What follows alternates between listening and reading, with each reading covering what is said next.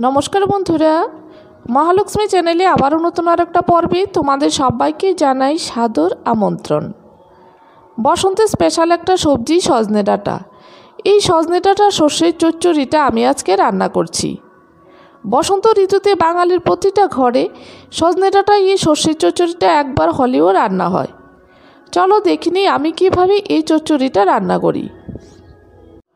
এই চচ্চড়িটা রান্না করার জন্য একটা থালার মধ্যে কিছুটা সবজি কেটে নিয়েছি।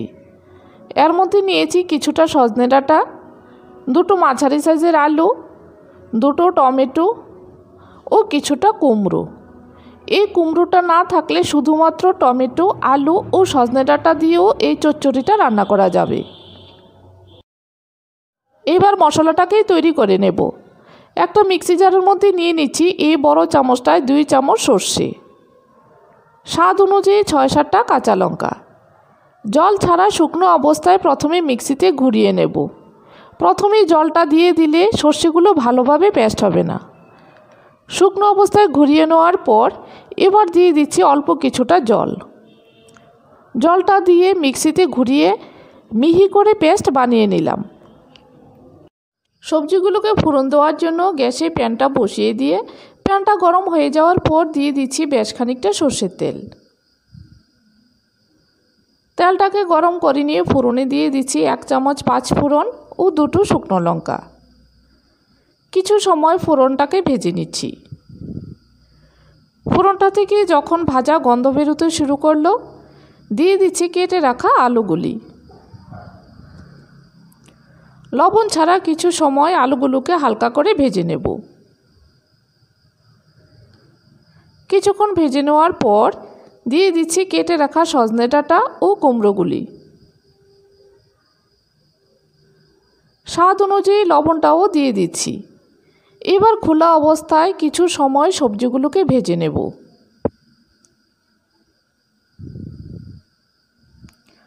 ছয় 7 মিনিট সময় ধরে সবজিগুলোকে ভেজে নেওয়ার পর লবণটা দেওয়ার পর যে জলটা বেরিয়েছিল এই জলটা শুকিয়ে গেছে, সবজিগুলোর মধ্যে হালকা দাগ লেগে এসেছে। এবার দিয়ে দিচ্ছি পেস্ট করে রাখা কাঁচা লঙ্কা ও সর্ষের মশলাটা। বেটে রাখা সর্ষের মশলাটা দেওয়ার পর দিয়ে দিচ্ছি কেটে রাখা টমেটোগুলি। ভালো করে সবজির সাথে মিশিয়ে দিয়ে দিচ্ছি বড় চামচটা 1/2 চামচ হলুদ গুঁড়ো। চা চামচে 1 চামচ হলুদ গুঁড়ো হবে। আর দিয়ে দিচ্ছি 1 মুঠো কোরানো নারকেল। এবার ভালো করে সবজির সাথে মিশিয়ে নিয়ে কিছু সময় সবজিটাকে কষিয়ে নেব। যতক্ষণ না পর্যন্ত সবজিটা থেকে নারকেল ভাজার সুন্দর গন্ধ বেরোবে ততক্ষণ পর্যন্ত সবজিটাকে কষিয়ে নেব। কিছু সময় কষানোর পর সবজিটা থেকে নারকেলের একটা সুন্দর গন্ধ বেরোতে শুরু করলো। এবার দিয়ে দিচ্ছি কিছুটা পরিমাণে জল। জলের পরিমাণটা বুঝে দিতে হবে।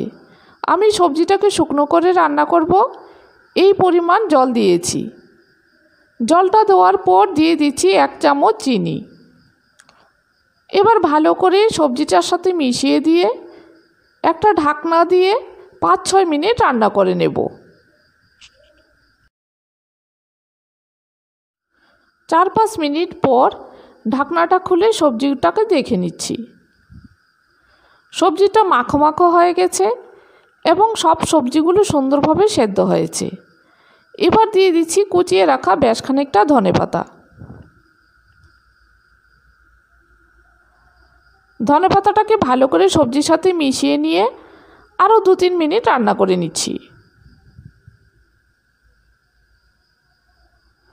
2-3 মিনিট পর গ্যাসটাকে অফ করে দিলাম।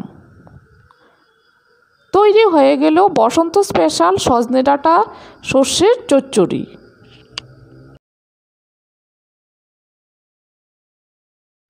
এই বসন্তকালের সজনে ডাঁটার সর্ষের চচ্চড়ি বাঙালিদের পুরনো ও প্রিয় একটি রান্না। এই চচ্চড়িটা গরম ভাতের সাথে খেতেই বেশি ভালো লাগে।